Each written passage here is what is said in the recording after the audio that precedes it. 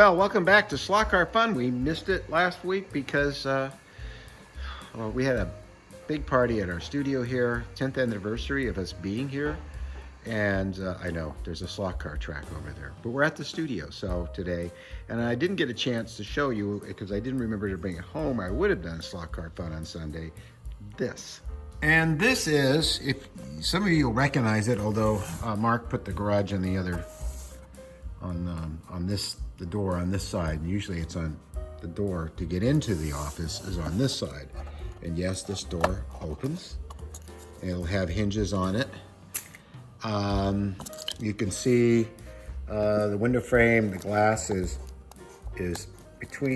sandwiched between the frames, which is really nice. There's no internal structure in here yet.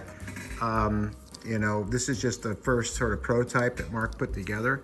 But, you know, the way this is going to build is that on this wall and this wall, you're going to take some balsa to simulate probably 1/8 balsa to simulate 2x4s and build a structure on this on the inside and around here and down to the bottom, on both of these. And then these ends will butt up against that, and that's how you glue it to that. This will also have some structure built along it and some 2x4s going all inside here to simulate the supporting structure. That is if you want to see inside a great deal. There's a slot right here. That's for your car. Mark 3D printed out. And by the way, I have 2 3D printers now. Don't ask, it's a long story. But this is the outside light that will be outside. These are the shingles for the roof. And these are cut out of paper, all laser cut. And as you know, I have a laser cutter over there as well. I'm gonna put this on here to give you an idea. This is a little trim piece that goes on the top of the roof, like so.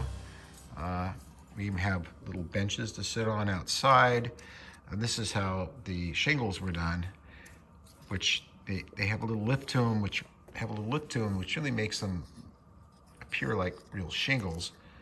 You can see here on this piece here, he cut. This is an add-on that he came up with which would go here over the door. And the other thing that I'm thinking a lot about doing is I keep looking at the table instead of what I'm doing. But these doors, of course, will go in here. We got 2 of those. Got nice handles on there. These will also be hinged. And you can see inside, lovely filtered light. It's going to be really, really neat. One of the other things that I'm going to do is, now that I have a 3D printer, I got 2 3D printers. Both were gifts, which is amazing. We'll go in here to the showroom or my office. We've got a resin printer, and I forget what they're called. The other type of printer, the type that prints with the little ripples and stuff. This is ripple free, of course. Prints very, very smoothly using the liquid, and this one uses the I'm drawing a blank on it. It's not resin, it's plastic, it's in a strip. Anyway, filament. Yes, filament. So I'll be using that and learning how to use it all over there. So because we have these 3D printers though, I will be able to print figures and tool chests and little tools and things that would go in the garage, which will be really nice. So so it's going to take a while still to make this and get this out to you guys as a kit. But the kit will come with, of course, everything you see here. And also there'll be like an accessory kit for the garage that has tool chest and other chairs and you know, maybe a lift in there for the engine to be lifted in and out of the car, and garage tools. So, and that's how far we got so far. These things take time, but it's really cool to see a complete prototype, well, nearly complete anyway, sitting here like this that was made for my drawings. And Mark Helmick is the one who's been doing all this work and prototyping. And once I have the final files, I'll be able to go over here on this and on the laser cutter and cut everything out. This thing is wonderful. So that's slot car fun for now, and if something else comes up this week, I'll cover that too, because this is Monday. Well, here we are back home after another rocket launch, and of course I started off slot car fun with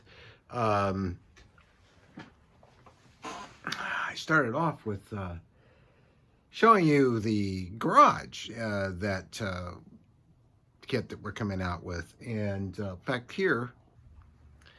So anyway, I thought I'd tell you what's going on.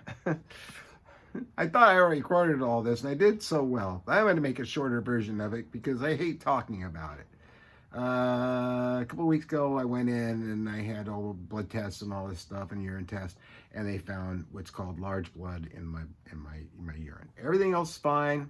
Sent me for an MRI. Everything's perfect. They didn't find anything except one little 1 centimeter by 1 centimeter little guy in my bladder. Now, it could either be benign or it could be malignant. We won't know, because Tuesday I'm going in for a procedure where they go up your wazoo and or is that Johnson?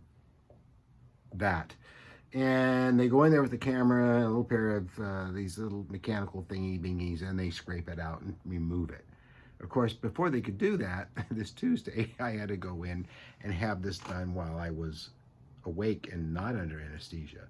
They put a camera in there for 30 seconds. It won't hurt that bad to see the darn thing. Make sure it's there and that the MRI was showing them the correct thing. And yes, it was there.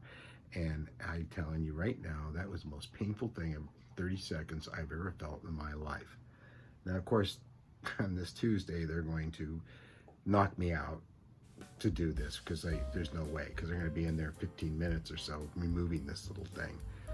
And if all's well, you know, even if it does come back malignant, yeah, I can beat it because it's very small and they caught it early. So it's all good, but I just wanted you guys to know, you know, I have not been feeling that well because I have actually experienced symptoms from the thing being in there, which is really what led me in my well check to complain about it and have it looked into. So, and that's why I haven't been doing as much slot car fun. But as soon as I'm clear and feeling good, because it takes about 3 to 4 days after they push a camera down that little tiny hole you have for you to not be in pain. It took me about 3 days after the cystostomy, or I think that's what they call it, before I really felt my best. I still was going to work every day and working and stuff, but going to the bathroom was really painful. So about 3-4 days, I should be back to normal. And like I said, I'm going to start building this track, you know, because I'm 71. It's a bucket list thing I've had since I was 12, and I'm going to build it fast. And I want the track, and I want to thank Frank so much for inspiring me with his method of cutting up the MDF and then putting it back together. That's going to work really well. I'm going to use the copper tape just like him, and it makes a beautiful track. I've seen some people do it, and it's a way of me have a nice wooden track. So anyway, I will see you guys with any luck. I'll report in next weekend. I'm sure I will be somewhat miserable, but not too bad. Yeah, that's it. And boy, these glasses are glaring, aren't they? I'm going to stand up. No, they're still glaring. Okay, that's better. So I'll see you guys soon. Love you. Thanks so much for the support. Hit the like button and don't forget to subscribe. See ya. A special thank you to Glenn Kramer, Mark Ware, Byron Colley, Steve Dix, Bill Schreiber, Christopher Hunt, Felix Rodriguez, James Rogers, Norman Fair, Daniel Mayer, Kyle Sarpolis, Leland Lampkins, Lonnie Meisner, Michael Douglas, Paul Wood, Michael Scott, Samuel Draney, and Tom Champion.